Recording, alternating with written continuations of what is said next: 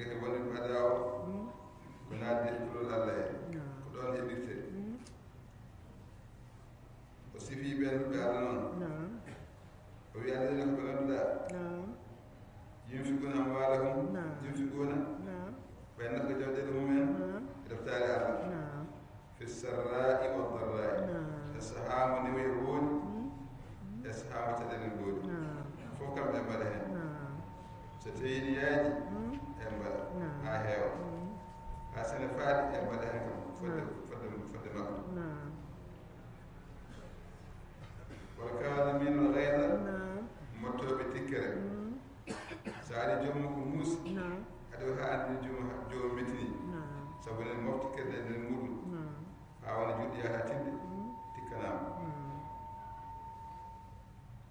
haɗan ɗon tan waɗa afen enne so yafuɗo ɓe yimɓe joomum wona wonde mofti tikkere tan kono moftider muɗum sikam ma ene moftider muɗum ala waɗa feere kadi haa yaafa haa yejjita tikki ko mbanɗa ɗum ko haalaɓe ceer waaɓe ni ɓe ɓe ko moƴƴimɓe wallahi ibnu musa allah niiɗi moƴƴimɓe allah niiɗi moƴƴimɓe ndeke faminen ɓe ko moƴƴimɓe allah niiɗi ɓe walla ene komo ngannduɗaa kadi kañumen haaji mo sifo haaji mo tagiɗe ɓe hada ɓe ngannduɗaa ida faalu fahishatan so mbaɗi ajaade bone mawɗo bakkat mawɗo aw zalamu anfusahum walla tooñii koye mumen ɓe mbaɗi ko moƴƴaani yettaaki bone mawɗo fole kam yo moƴƴaani kadi zakarullahu ciftora Allah so mbaɗi bone bakkat mewaade fof so mawgal sobo tok sen ɓe ciftorade Allah fastahfiru zunubi min astahfirullah ɓe jaafno Allah bakkat maɓɓe o ɗum ko siwaɗe ɓe jeeya ko man yaghfiru zunuba illa Allah wala jaafode bakkat sowona Allah walla goto jaafode bakkat kam noon so mbakkotindiri tan ɓe jawno ɓe jaafno Allah walam yusirru ala ma faalu ɓe jaandata ko ɓe duumata ko ɓe mbaɗi ko so mbaɗi bakkat hande ɓe tuubat ɓe basata janngo wona wonde mbaɗa hande so mbiɗo tege soɓe jokkat hakke nder ɓe mbaɗa bakkat o ala ɓe mbaɗata noon ɓe duumata bakkat mukko ɗum yaalata ɓe nganndi so nganndi tan ɗum moƴƴaani ɓe goppat kadi ɓe jaafno koɓe mbaɗi ko ɓen ɓe gonɓe Allah wiyata wonɓe aada woɓɓe heɓnanaaɓe kay wonno ngadda aljanna ulaika ay ɓen jasaum jogdi mumen magfiratu min rabbihim ko yaafuye immorde e joomaɓe ma Allah yaafa wa jannatun tan min aljannaji tajri ina ila min tahta lismi Allah hala caali aljanna ganduɗa gese ɗe ganduɗa caali ine gueɗe e less mumen woni yoorata ɓalata siilata haalide fi atta koɓe heddoroɓe ko sasoɓe ɓe gona yaltoɓe ɓe gona yaltoɓe ɗina aljannaji woni e madude amini taale jofdi golloɓe ɗe golle mbaɗi ni golle dokko e joomum onno aljanna jayirde ni beɗirde ni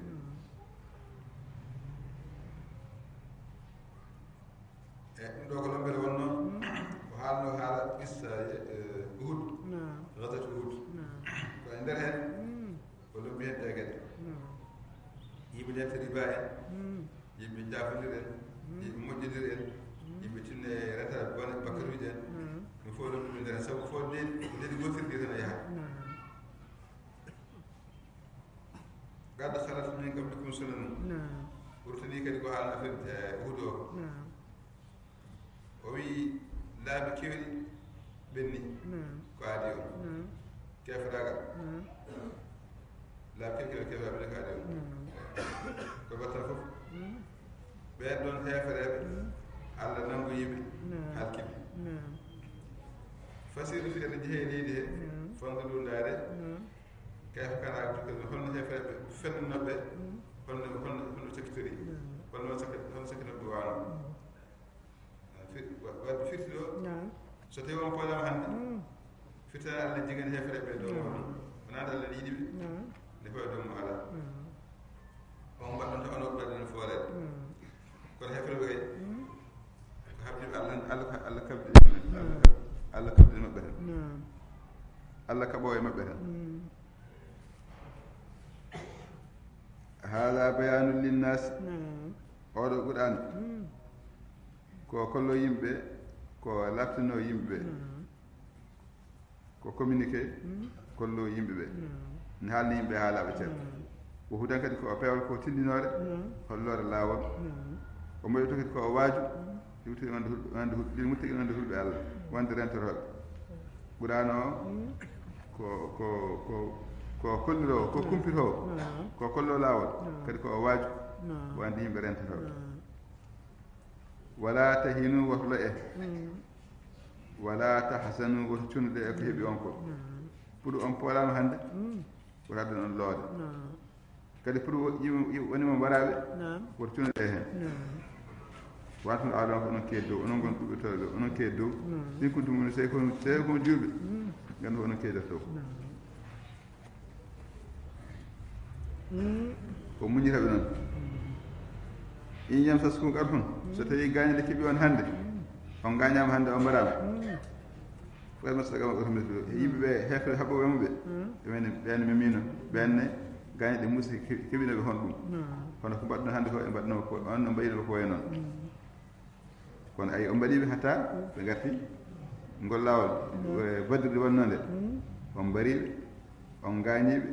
on dahiɓe kono ayi hatta ɓe mbatti hatta ɓe garti ya habde mum on c' est dire hannde so on gañama on mbaɗama ko noon tan o tilka eyam ɗin ɗon ñalawmaji dawita baynas emin jontidira emin ñontidira yimɓe ko jontande tan ɓe ñonti hannde ɓe ñonte jam hanke kam ñonta hannde onon jonta ɗum ko ha yimɓe mbawa wattira tan o wi saabi addani Allah jabde hefre pole julɓe ha mbaraɓe bagol bangol ni ne jeeya hen mbaɗi alama allahu alladina amanu ha Allah anda hol gonɗi ɓe tigi rigui so woni kala juɓe kaɓe juɓe so woni kala haade waɗi ko juɓe tan poolata ɗum kadi wiɗama no gay yimɓe fof natata hen ɓay ko juɓe tan poolata ke kono so woni wawi hefre pole juɗe poole ɗum wawi wonde kala jaaho hen taw gonga e mum kala jaaho hen taw ene gonɗi ko yarata ko gonga e mum sabu mo gonɗa hen fof jawata nadde hen nde ha Allah anda hol gonɗi ɓe tigi rigui e ko yehete ko kadi wa yettahada minkum shuhada o heeɓa e moon sahudinoɓe naataɓe dañoɓe teddugal sahudinde heɓa ɗum e moɗon waɗaɓe ɓe fof joni ko malaɓe ko ɓe dañi teddugal sahudinde mayde e laawol Allah ɗum ko teddugal mabɓe ha Allah heeɓa ɓen e nder moɗon kadi ƴetta ɗum kone jeeya e fayidaji waɗede julɓe e nder haare he kono wallahu kay la hibbude Allah ko yiɗa toñal hefre ko en gandi ko Allah yiɗaɓe kono so pooli on ɗum ɗo won sababu ko ha Allah heeɓa e moon sawdinoɓe kadi o heɓa ha laata e moon darniɓe Allah haqiqa wonanɓe Allah haqiqa ɗum fof ha laata wali yumahhis Allahu alladina amanu ha Allah laɓɓina kadi julɓe gonɗinɓe wona laaɓe bakkude sabu ne jarabe no wayi muuse ni kala tawaɗo ɗum laaɓe bakkaji ñande hen ɗum kadi no jeeya hen fayidaji mum ha laɓɓina julɓe wo yamma haqal kafirina o halka hefereɓe sabu tawaɓe ɗum kadi hefretaɓe ɓe mbaɗi hen yimɓe mbaɗi hen moƴƴuɓe sa kala hemo tubani hakkade wonan hen joomum am hasibtum tawi on cikkat an tadkhulul jannata ma on naata aljanna walamma ya'lamillahu alladhina jahadu minkum ta Allah andani ta Allah hollirani hol darniɓe Allah tigri e moɗon waɗo jehat sabu Allah e moɗon o ya'lamu sabi ha Allah ta Allah andani muñoɓe e moɗon caɗele mbaɗa joomum en muñe gona hen wona noon de ma jarayɓe ara kay ha muusa ha laaɓa tere wonde ɓe kam darniɓe Allah tigri ɓe ko muñoɓe ha caɗele mbaɗi ne muñe caɗele he ha kaɓe hen mbare hen mbara hen fof ɗum ɗo fof ndeke jeeya ko jaribogol ngo Allah waɗata e nder yimɓe he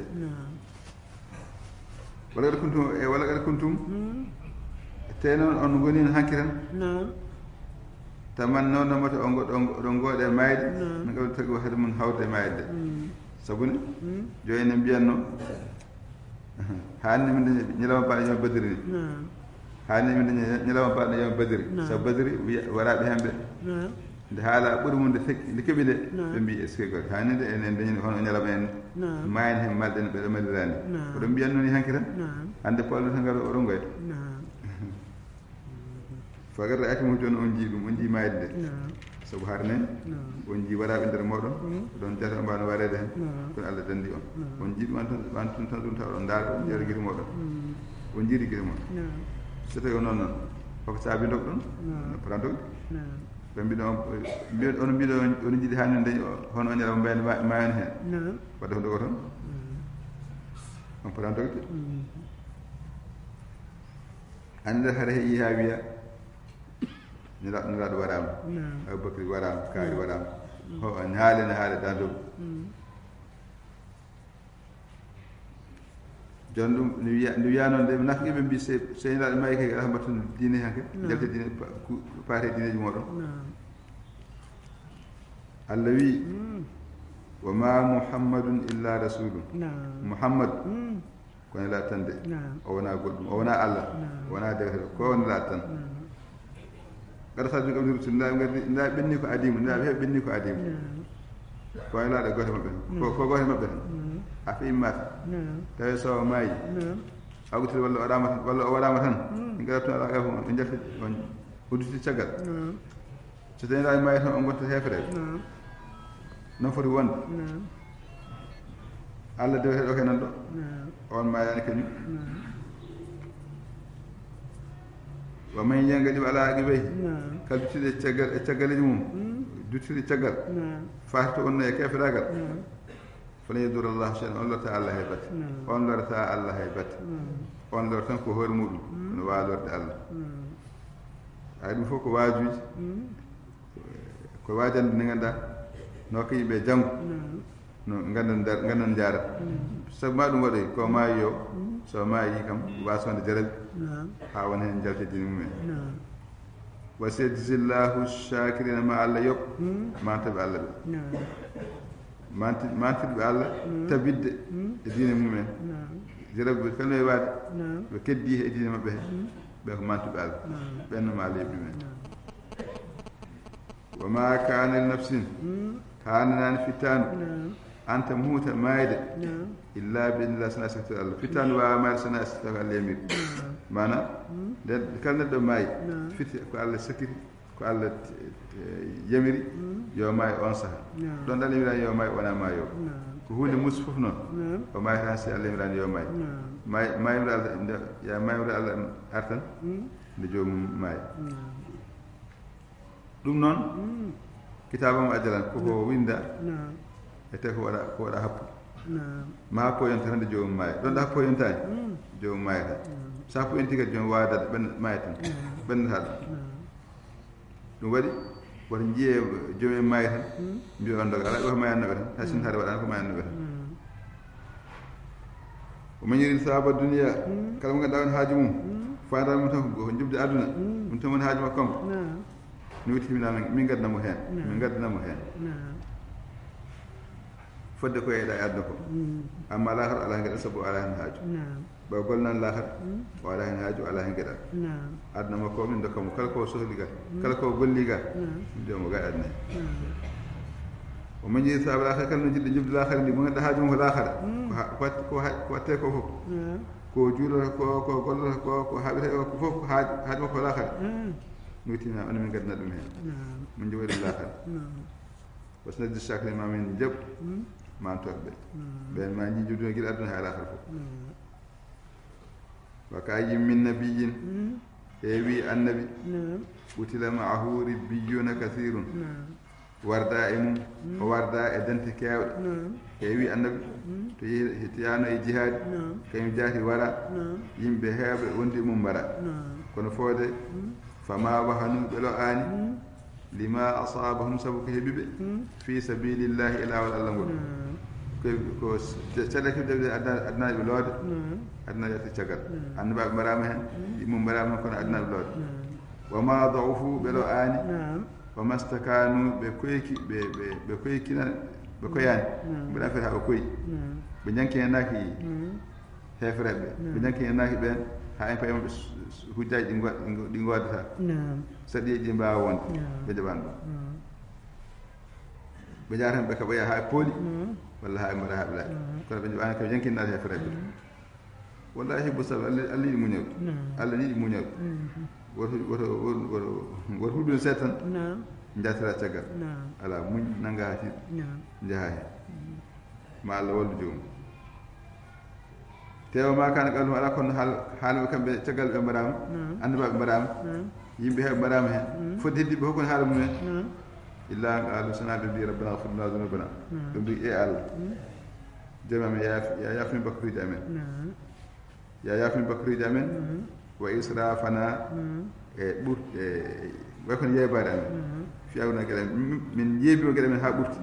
so tawi ɓeeɗo mbawi wadde min ni komin tan goni looɓe sabu somin cambi banggue ma an kala gondiɗe ma wona kolteɗe tata min poɗama ko amen woni ɗum ko israfa min waɗno kominen tan jeebi ɗum waɗi komin poɗaɗo ko amen woni ni e mbiyata kamɓe ɓen nde poɗane ko ni mbi Allah yo Allah yaafo bakkuji amen yaafo min komin jeebi ko wa sabbit aqdamana kadi a tabiti peɗe amen han kadi dokkumin darade ɓe jiɗɗa e min darnoma ɗum so jihaadi yonti tamin jahtata caggal middira goɗɗum sana an bon surna ya jinga min ala kam kefne heeɗo hefreɓe ya wallu min e hefreɓe min poɗat ni ɓe mbi kamɓe fa atahumullahu sababu ɗum waɗi ɗum saabi ɗum won sababu Allah addaniɓe jobdi aduna gila e baraji holɗum jobdi aduna holɗum ɓe pooli ɓe pooli hefreɓe ɓe dañi jande ha keewi kadi ɓe keeɓi husna sabi akhira ɓuri moƴƴude jobdi l'akhira ndi kono aljanna ɓe keeɓi a jobdi aduna jobdi l'akhira fof nde wonno ɓe gogani Allah ɓe pellitini Allah ɓe mbatti hunde fof e juuɗe Allah daraniɓe wallahi hiɓe musa Allah yiɗi moƴƴinoɓe waɓe noon ɓe ko ɓe gon moƴƴiɓe Allah noon yiɗi moƴƴinoɓe sikka kala mbo yiɗi omo jingan ɗum ya ayyuha alladina amanu e hemon julɓe goƴinɓe Allah in tudiu alladina kafaru son ɗoftimi hefreɓe son ɗoftima hefreɓe koye mbiyata on ko koye poydanta on ko yaruddukum ala aqabikum ɓe luttata on koye caggal moɗon caggal jom to gimmin noon to ɓe naftata on kefragal to gonɗon to ɓe naftata on foten kadi bo khasirin on sa noon gonton pertuɓe so taw ɗon keɗa hefreɓe pamon pa ɗon koye perte gonton e pertuɓe sabu ɓe mbatta on ko hefreɓe balillahu mawlakum jara onon kay ni ko Allah on kadi komo ɓeyde kon julɓe ko Allah woni keeda mon wadde noon keɗɗe Allah gondinɗe e Allah bakkilɗe e Allah pewjiɗe e nder moɗon woto nanni hen peeje hefreɓe gacce ɓe jahat onon jahon banggueji moɗon wowo xeyr nasa kala Allah woni ɓurɗo moƴƴude e wallaɓe ɗum noon ɗoftoɗemo kanko goppe ɗoftade hefreɓe heeɗade hefreɓe sanulqi fi qulubi alladhina kafaru ru'ba bima ashraku billahi ma lam yunzil bihi sultana sanulqi ma min barl ardo baɗen jere fi qulubi alladhina kafaru ɓerɗe hefreɓe hefreɓe ma mbaɗe ɓerɗe maɓɓe he kulol ɓe kula on noon tigi wayi sabu ne hefreɓe ɗon uhdi he jaahi nde ha mbiɓe pooli ɓe mbari ko heewi julɓe ɓe gani ko heewi hay la sallah sallam gañama hen nden la sallah sallam noddi ha yimɓe tindeke o mayani ndi ɓe garti e doole hefere ɓe dogu Allah waɗi ɓe kulol ɓe dogi ma mbaɗa ɓe kulol bima ashraku billahi sabu ko ndendine Allah maali nasil bihi sultan ko Allah jippinani mum hujja koye mbaɗi Allah koye mbaɗi Allah goɗɗi mbaɗi ɓe mbi ko Allahji te Allah addani hen hujja hay goto ɗum saabi ɗum won sababu Allah hulɓina ɓerɗe maɓɓe ɗe ɓe kula julɓe hankkadi oma wawa mum natte wonde jipporde maɓɓe ko jeygol o ɓi so boni masa zalimen jipporde toñoɓe nde ndaw jipporde bonde hefreɓe jipporde bonde ɓe yiirata ewa kono onon julɓe kay walaga sadakumullahu wa'ada Allah kay gooni on fodore mum Allah gonɗani on fodore muɗum ko fodanno ma wallu on ko o waɗi tes ko tan ƴetta hussunon ɓe ni sa ande gonɗon e warde ɓe kamɓe hefreɓe e secteur ko Allah Allah yamiri yo mbaɗo on mbariɓe nde harde fuɗɗinde oɗon keddi yamirore onon polno on piɓe ha ɓe dogi on mbari hen ko heewi ko heddi ko dogi hatta ida fashiltum ha noon kultoy ɗon sabu fasalo ardi bonande ardi ko sala jamirorde ndaari do yo ngon yo wombidoɓe oto jippi kalme waɗa oto jippi ɓen noon jippi ngabbi jande ngol gofol saabi hefere ɓe ngiri caggal mbaɗa ko heddirno tan ko mbawi yetta julɓe mbawi warde ɗumen ɗum woni faciltum atnasade fil amri podirɗon e hunde podirɗon e yamirorde ndaari ko yon gonton mbiɗon hankkadi en pooli ɓe mbini woto ala jehen ala woto jehen luurɗon hen ha ko ɓuuri hen ko yeehi heddi seeɗa ɗum won suɓago ko heddi toon ko hefere ɓe garti e mumen mbaɗi ɓen wasaytum gofɗon yamirode Allah min mbaadi ma ala ko matumi cagal Allah holɗon ko jiɗɗon ko tan on jita wonde ɓe pooli tan gofɗon Allah gabbiɗon e mbiɗa kay moɗon ɗum won sababu nguɗo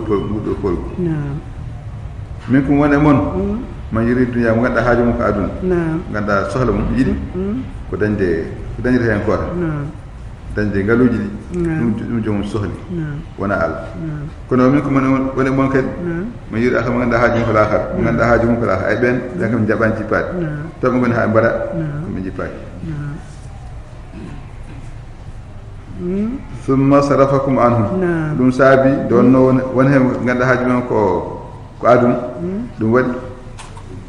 sarafakum anhum o rutti on kanko Allah ga mabɓe woni onon mbaso hankadi toppira hefere ɓe mbi on toppiro dañal ngal jaaɗo ɗum jebtide ko mbiɗa on jarribo on kanko Allah ha laaɓɗo feeñ tumuɗo kadi feeñ laaɓde so laɓɓiɓe hay ɓe jippolgo waɗi jaati kono ay ɓe jahani heddi ɓe ɗon wonko wonno toon ɓe kañumen jeehi kono foye waade noon wagada afa ankum Allah yaafima on de o yaafima de foye waade no yaafima wallahu Allah ɓe fannere mumen ko jom ɓural kadi o julɓe alhamdulillahi rabbil alamin sallallahu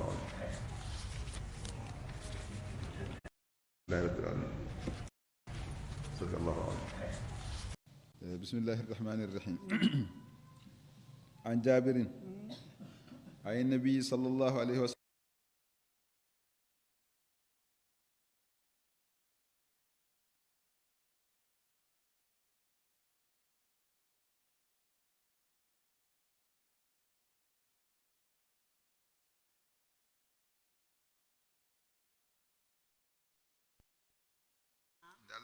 ɓe mbi jeeha min ñahaɓe ɓe kayri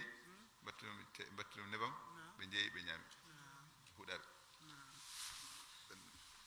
rawahu Bukhari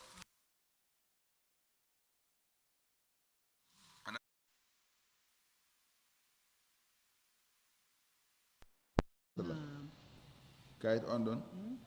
wonko winda hen ha gasa wa tamponɗa sallah sallam kala jiɗɗo darde on kayit ɗon yo ƴewɗe ayaji ma harram rabbuhu aleykum ɗen ayaji ɗon Allah wi garemi dusirno on ko Allah harmini e moɗon ɗen ayaji ɗon hay to yiɗi Allah ko tottagon ɗum ɗon woni e nder kayitaji ɗin ɗon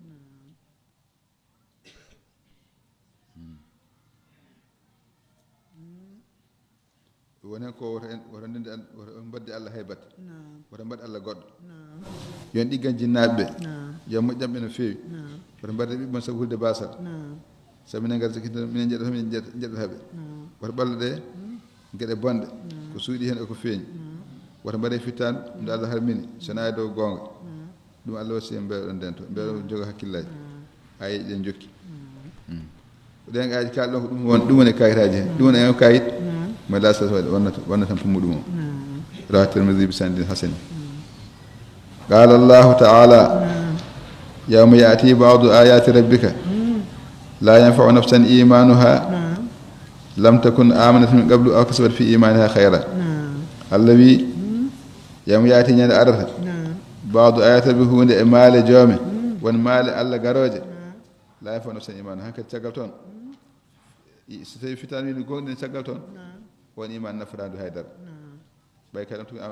ndu goynama ko aadi ɗum kala mo goynama ko aadi ɗum han kadi so ari ha ɗon so goynina on gongo ɗum nafata aw kasabat walla faggita noon fi iman iman mum hayre moƴƴere ñenen kadi so ɓenni han kadi ɓenni kala ko moƴƴani hayri moƴƴude عن أبي هريرة رضي الله عنه عن النبي صلى الله عليه وسلم قال لا تقوم الساعة حتى تطلع الشمس من مغربها فإذا طلعت ورآها الناس آمنوا أجمعون وذلك حين لا ينفع نفسا إيمانها رواه البخاري. أبو هريرة يالله بن أبي النبي صلى الله عليه وسلم أبي لا تقوم الساعة درجة جغران درادة حتى تطلع الشمس ها ناغي فود من مغربها فود الهرناغي ها ناغي فود الهرناغي درجة درتاكو سا ناغي فود الهرناغي فإذا سنفودي هرناغي ودا أهل الناس بينيغي آمنوا أجمعون كم فبناه كم فين بيبغوني الله نانغي فودي هرناغي دي يمبي سنجيغي كلا جيدو بيا توبي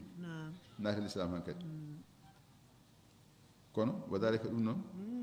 heen laami fo nafsan iman ko saamo ganduɗa iman nafata fittano wiide gowni on sahande hankkadi nafata so don tuubi o uddama nene nangue fuɗɗitirnague don tuubi o uddama hankkadi hayso joomum tuubi ala ko nafata rawahu boukhari عن ابي هريره رضي الله عنه عن النبي صلى الله عليه وسلم قال ثلاث اذا خرجنا لم ينفع نفسا ايمانها لم تكن امنت من قبل الدجال والدابة والدوي شمس من المغرب أو من مغربها. أبو هريرة يقول أبي النبي صلى الله عليه وسلم أبي ثلاث قتر إذا خرجنا ستي إنجلتي لم ينفع نفسا إيمانها في تاندو نفسها الإيمان مو لم تكن أن تاندو قونا كعادلو قتر نقول دان سكبي هنكد كلام كسان قوين هنكد هاس قويني نفسها الإيمان ونفراد هنكد دان قد قوني الدجال دجال مسيح الدجال سو فيني والدابر دابا غارون حالde yimbe o on saari waddo sansi non maghrib e fude nange hirnange daga tar su kalnyana kewi ganda gasi ngay do tube uddam has jom tubi Allah nafar wa anhu an nabi sallallahu alaihi wasallam قال الله تعالى وقوله الحق إذا هم عبدي بحسنة فاكتبوها له حسنة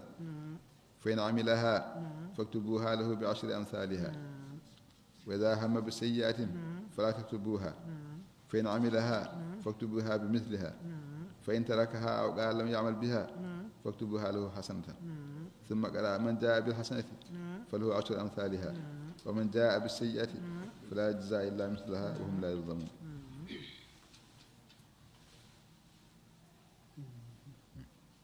هذا كان أبو هريرة وبي النبي صلى الله عليه وسلم بي قال الله تعالى الله هالي حدث قصي ويتوقع له حق كون الله نغونغ الله تنغونغ الله بي إذا هم عبدي بحسنة ستي متي دي ود مجره فلتي ود مجره هاي سو ولان فكتبها له حسنة بين نمدوم ودي مجر كيموندي من دون براج مايري فإن عملها ستين ودي مجر دكيسه فاكتبها له بعشر أمثالها فالمير لا بسبب من أنتم من فالمير لا بسبب شو لا بسبب من أنتم وإذا هم بالسيئات السيء همي ود بنا وفلتي ود بنا فهنا ودان فلا تتبع من ده بيرنا ودان ورمين ده فإن عملها سوادي بنا أو فاكتبها بمثلها من ده فنكو الكوارث وبيدنا هيبت بنا غور من ده so mon so du fodde mum kadi bindete burtintaki fentaka so hayti wadde kis o anni wadde kono hayti wadde wadani aw qaala yalbe walla wi ko gollan so tawi o wadani ko wino wada ko hayti wadde faktubu halu hasan binne mojjere wonde wadi ko mojjere sed anni wadde mojjere wadani windane wadi mojjere binne baraji mum so wadi o so ni lab sappo windane o rokke so anni wadde bona o waɗani o windane o windane moƴƴere o anni wadde bona kono o waɗani windane moƴƴere timmude so waɗi noon o windane bonande wotere summa qara man jaa bil hasanati kala gadduɗo moƴƴere wotere falahu ashru amthala on yoɓe hono mum laabi sappo o yoɓete hono mum laabi sappo o men jaa bi seeɗa kala gadduɗo bonande wotere fala jasa illa misal yoɓete sana hono muɗum so tawi ko bone o addi ko fodde ko addi ko tan yoɓete amma so moƴƴere addi so woni laabi sappo hono mum o rokke hum laabi ɗum tawi toñataki joom usantaki moƴƴi mum ɓoyantaki bonndi muɗum رواه الترمذي بسندين صحيحين.